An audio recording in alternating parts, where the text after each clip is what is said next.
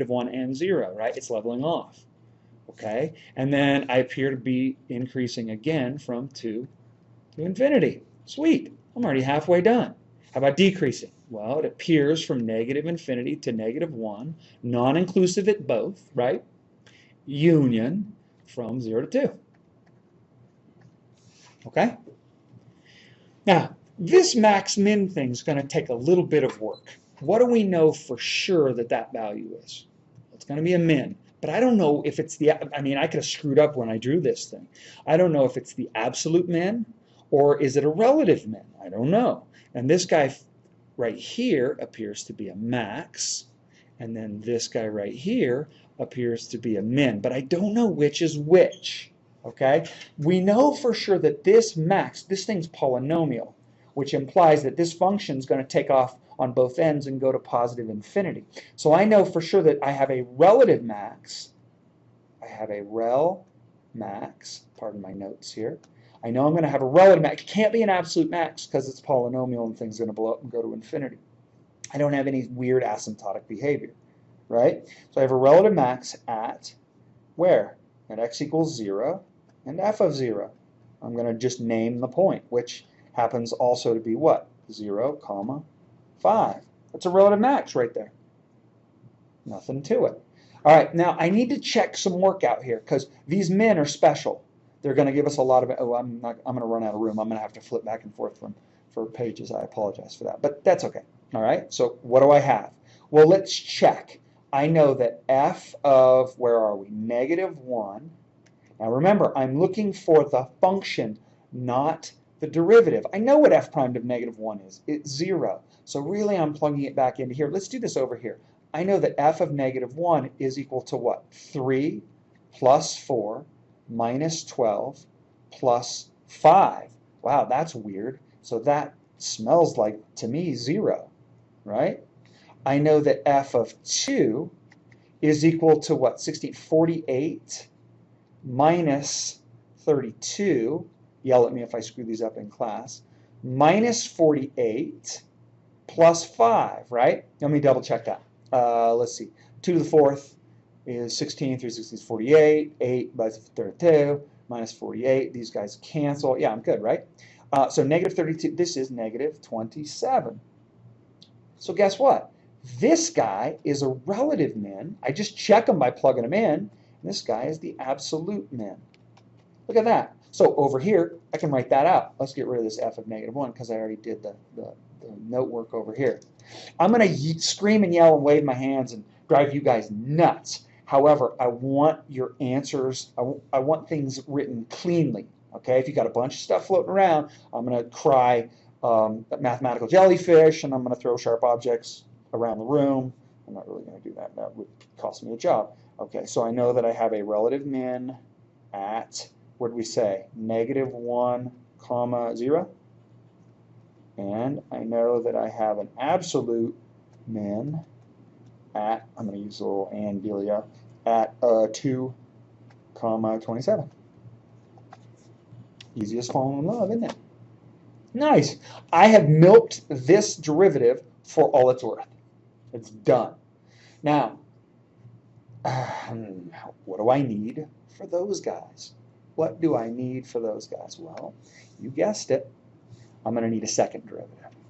So let's write f of x equals, what was it? Let's see if I can remember, 12x cubed minus 12x. That's not right. What the heck is going on? That's my first derivative. I guess if we've got the first derivative, we're in good shape. Minus 12x squared minus 24x. Wasn't that it? 24x. Let me check. See if I remember.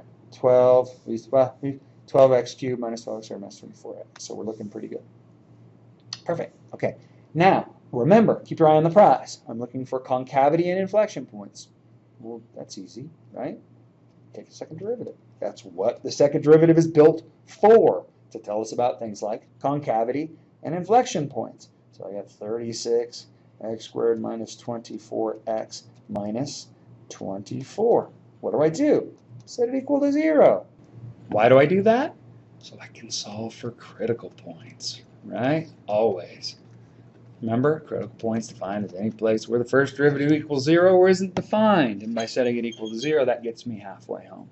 Okay, if I factor out a 12, so this equals 12 times x squared minus 2x minus 2, right? 2x minus 2, right? And there's that. Unfortunately, this guy doesn't factor, does it?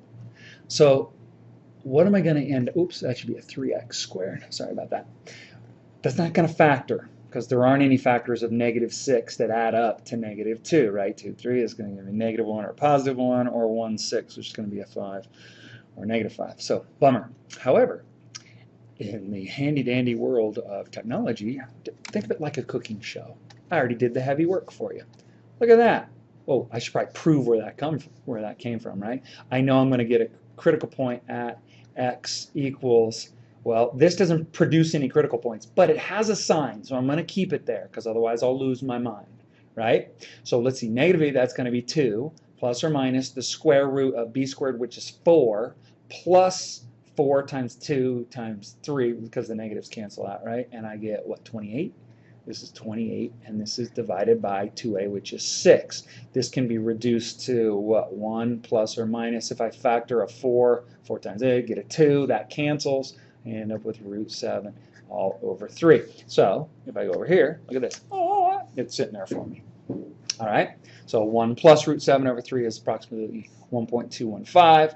1 minus root 7 divided by 3 is approximately -0.549. Now, remember, when we're approximating in calculus, we want to go out to approximately thousands, or not approximately thousands. We want to go out to 1,000. So I'm going to go 1.215 and -0.549. What do I do next? Well, you guessed it. Ripley-doodle diagram, best thing ever. So f double prime of x. Remember, get that name on there. That's really, really important. I'll show you why in a second. So -0.549. It tells us what to plug into.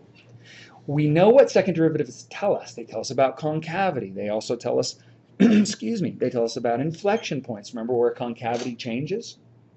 All right? We're going to more clearly define inflection points in class. We'll play with all of those to make sure you got it. So, you ready? I'm going to find a value to the left of -0.549. I'm not going to be a smart aleck on this one.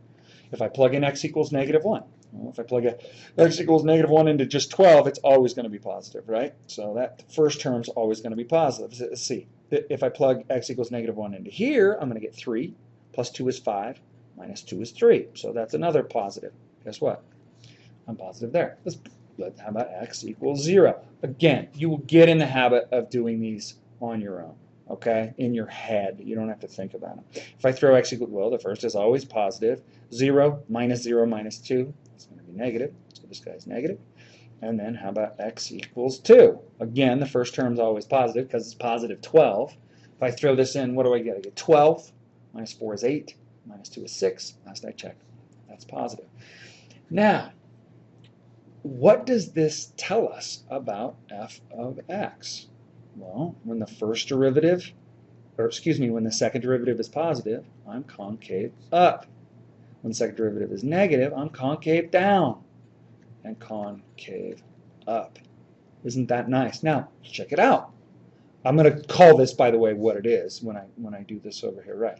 When I want to figure out when it's concave up, I know that I'm concave up. Let's see, what was it? It was from -infinity to 1 minus root 7 thirds, right? Because of my doodle diagram, look. See, right here, -infinity to this guy right here comes from the minus, correct? And then union 1 plus root 7 thirds to infinity. Concave down was between the two. So 1 minus root 7 thirds to 1 plus root 7 thirds. Be careful in interval notation. It can start looking like points, and it's not a point. Okay, now let's go back. Let's talk about, I'm going to change colors here. Let's go to orange.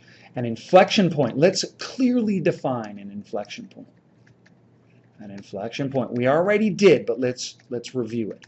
An inflection point is a point on the graph of f of x, it has to be there on the graph of x where concavity changes. And I think when I showed you guys this before, remember I took 1 over x and 1 over x, and it was concave down to the left of 0 and it was concave up to the right of 0. The problem is that f of 0 doesn't exist. So there is no inflection point in this. However, there clearly is an inflection point here and here. We know that polynomials are defined for all values. So I'm only going to, because I'm lazy, I'm going to write IPs at x equals 1 minus root 7, 3, and x equals 1 plus root 7 thirds. Okay? Now, let's do a real quick sketch here. Nothing to it, just quick and easy. You ready? I'm just gonna throw this thing in. It's not gonna be drawn to scale, okay? What do I know? I know that, let's look at our maxes first. I know at 0, 5, so I'm just gonna name this thing 0, 5, okay? And then, let's make this a little bigger so I'm kind of out of my own way. 0, 5, what else do I know? I know there's a relative min at -1, 0, so I'm gonna put that guy right there. And then I know there's an absolute min at 2, let's call this 2, and then way the heck down here, right? I know the thing decreases from -infinity to -1. So I know that the function comes in and does that, right? Then what else does it do? Oh, it increases from -1 to 0, which it should.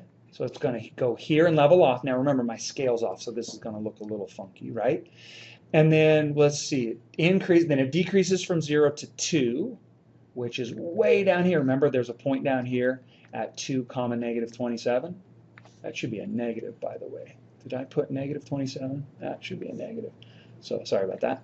So this guy goes way down here, right? However, it's an absolute min, so it levels off. It's hard to draw with the thingy, and then up it goes. This is about what f of x looks like. Now, wait, let's be careful. Remember, this guy was about -0.5 and this guy was about 1.2.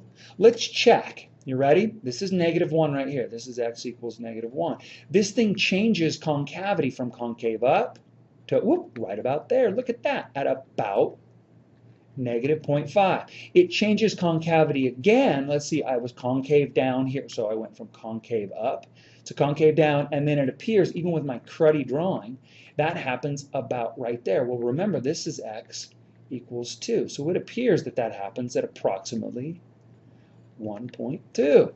Look at that. Even with a bad drawing, we can do good stuff. All right, now I'm going to compare this.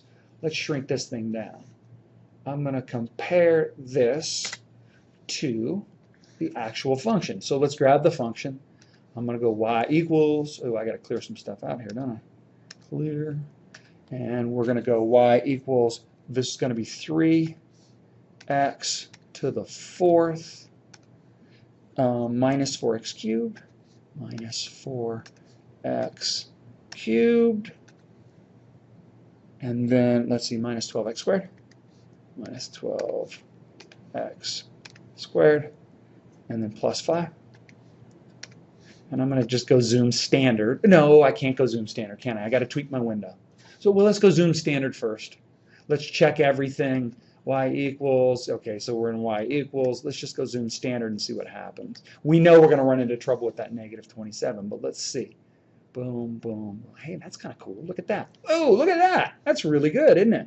How about let's tweak my window so that my y min is -30. So -30. And let's see that guy. Whoops. I want to see this guy. Grab it. All right. Look at that. That's great. We did a good job. Okay. Ladies and gentlemen, that's it. We're going to talk more and more. We're going to do so many of these, it's going to drive you nuts.